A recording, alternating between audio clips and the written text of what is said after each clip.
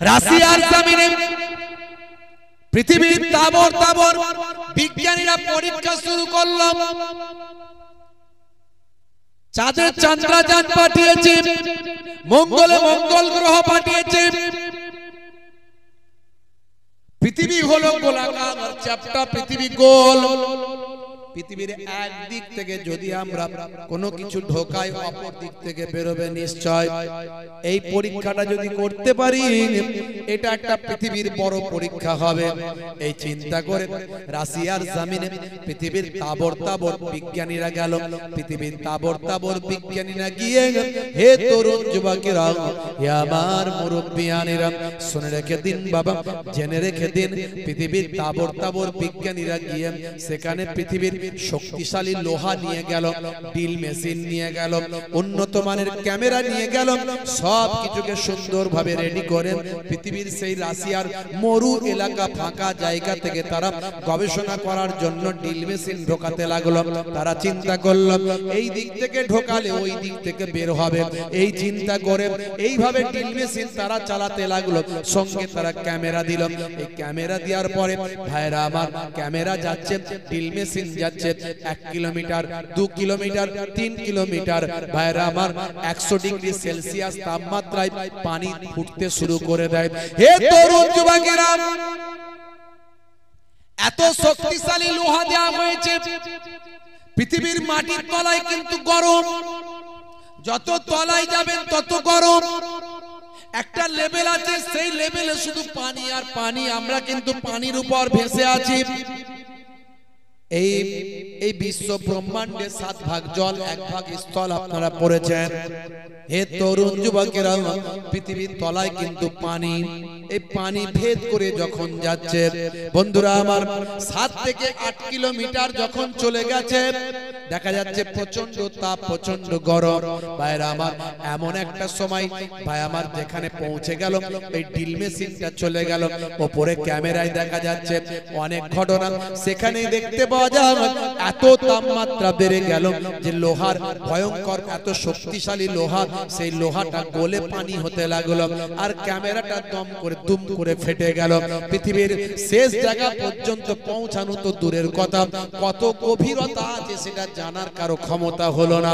হে তরুণ যুবকেরা, drill machine গলে যাওয়ার আগে, ক্যামেরা বাস্ট হওয়ার আগে, সর্বশেষ তথ্যটা রেকর্ড, ভাই আমার রেকর্ড, সাউন্ড রেকর্ডটা ফেটে যাওয়ার আগে সর্বশেষ তথ্য যেটা দিয়েছিল, সেই সর্বশেষ তথ্যটা বিজ্ঞানীরা আজকে ইউটিউবে লোড করে দিয়েছে। ইউটিউবে আছে, দেখবেন ইউটিউবে আছে।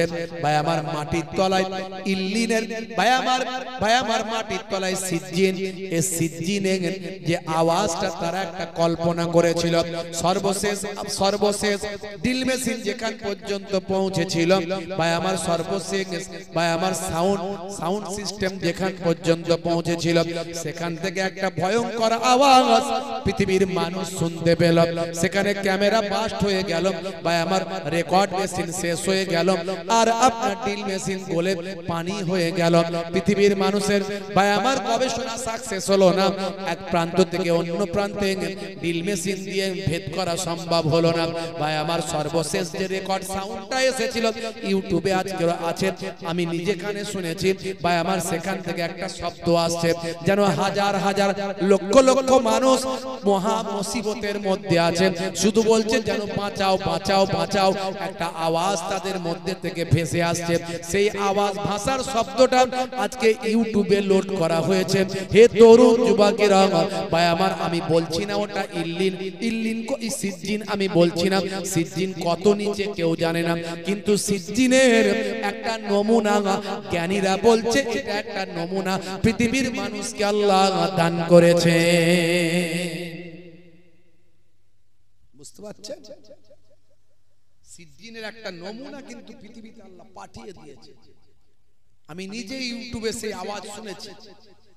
সর্বশেষ ড্রিল মেশিন যেখান পর্যন্ত পৌঁছেছিল, সর্বশেষ সাউন্ড সিস্টেম যেখান পর্যন্ত পৌঁছেছিল, সেই সাউন্ডটা সর্বশেষ যেটা পৃথিবীর বিজ্ঞানীদের কাছে পাঠিয়েছিল, সেই সাউন্ডটা আজকে ইউটিউবে পাবেন। হে তরুণ যুবকেরা, বলার উদ্দেশ্য আপনাকে, আসুন আল্লাহর পথে ফিরে আসি। এত আলোচনার মধ্যে দিয়ে আমি এটুকুই বোঝাতে চাই, আল্লাহ আপনাকে আমাকে যা ইচ্ছা করার জন্য পাঠান নাই। কোরআন মাজিদে আল্লাহ তাই বললেন, মা খলাকতুল জিন্না ওয়াল ইনসা ইল্লা লিয়াবুদুন, আমি জিন জাতি এবং মনুষ্য জাতিকে কেবল মাত্র আমার ইবাদতের জন্য পাঠিয়েছি। তোমার বুকে রাখো আল্লাহরই ভয়, আসবে না কোনো দিন কোনো পরাজয়, আসবে না কোনো দিন কোনো পরাজয়। বলুন না সুবহানাল্লাহ। আরে জোরে হবে না?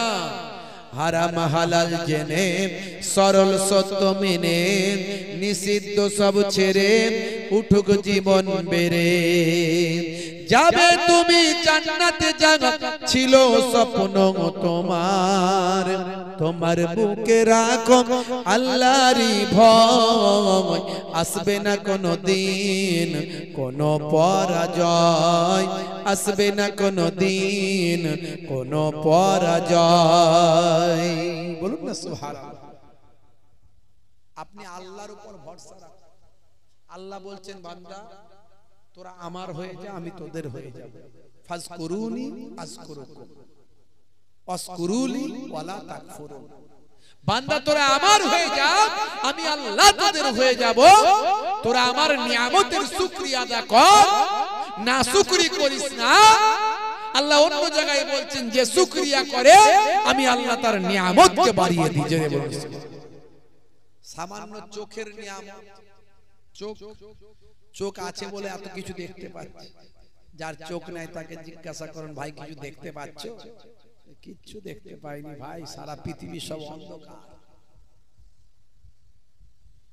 জিহ্বা, জিহ্বা, এই জিহ্বাকে তিনটে ভাগে ভাগ করা হয়েছে। জিহ্বাকে তিনটে ভাগে ভাগ করা হয়েছে। এর অগ্রভাগ, মাঝের ভাগ আর শেষের ভাগ। এই তিনটে ভাগে আপনি যেখানে টক পাবেন সেখানে ঝাল পাবেন না, যেখানে মিষ্টি পাবেন সেখানে টক পাবেন না। এক একটা জায়গার এক এক রকম টেস্ট। এই যে জিহ্বা যার নাই তাকে জিজ্ঞাসা করুন যে জিহ্বার কি মূল্য, আমি আপনি বুঝি না। তাহলে আমাদের কত ভালো হতে হবে, কত অনেস্ট হতে হবে, কত সৎ হতে হবে। আল্লাহ আমাদের যেটা শিখিয়েছেন, নবী যেটা বলেছেন, আপনাকে ভাবতে হবে, আপনাকে চিন্তা করতে হবে। হে তরুণ যুবকেরা, আল্লাহ বলছেন বান্দারে তোমাদের উচিত ফালিয়াবুদু রাব্ব হাযাল বাইত, এই কাবা ঘরের যিনি মালিক অর্থাৎ আমি আল্লাহ, আমার ইবাদত করা তোমাদের উচিত। আল্লাযী আত'আমাহুম মিন জু, কারণ আমি ক্ষুধা লাগলে তোমাদের আমি খাওয়াই। কে খাওয়াই? ক্ষুধা লাগলে কে খাওয়ায়? একজন বলছে বউ খাওয়ায়। আমি কি করে? বলছে বউই তো রান্না করে। কথা ঠিক না ভুল? হ্যাঁ কথা ঠিক, বউ তো রান্না করে, কিন্তু গলায় যদি ক্যান্সার হয়, পেটে যদি আলসার হয়, খাদ্যটা পেট পর্যন্ত পৌঁছাবে কিনা জানতে চায়, বলে যাবে না। এটাই হলো আল্লাহ খাওয়ায়। খালি তৈরি থাকলেই হবে না, পেট পর্যন্ত গিয়ে হজম পর্যন্ত পৌঁছানোর জন্য আল্লাহর মাদাদ ছাড়া কোনো কিছু হয় না। এটা বিশ্বাসের নাম হলো ঈমান, তবেই তুমি সাচ্চা মুসলমান। হে তরুণ যুবকেরা, তাহলে ক্ষুধা লাগলে আল্লাহ খাওয়ায়, আর ভয় পেলে ভীত হলে ভয়টা আমার আল্লাহ দূর করে দেয়। তুমি ভয় পেয়েছো, কিসের ভয়? করোনার ভয়। কেটেছে না কাটেনি? তখন করোনা যখন এসেছিল, ওরে বাবারে, ওখানে ও হাত দিয়েছে, আমি হাত দিলে ওইখান থেকে করোনা আমার ভিতরে ঢুকে যাবে। করোনা তোমাদের কি করবে বলো না, করোনার মালিক আল্লাহকে ডাকো না।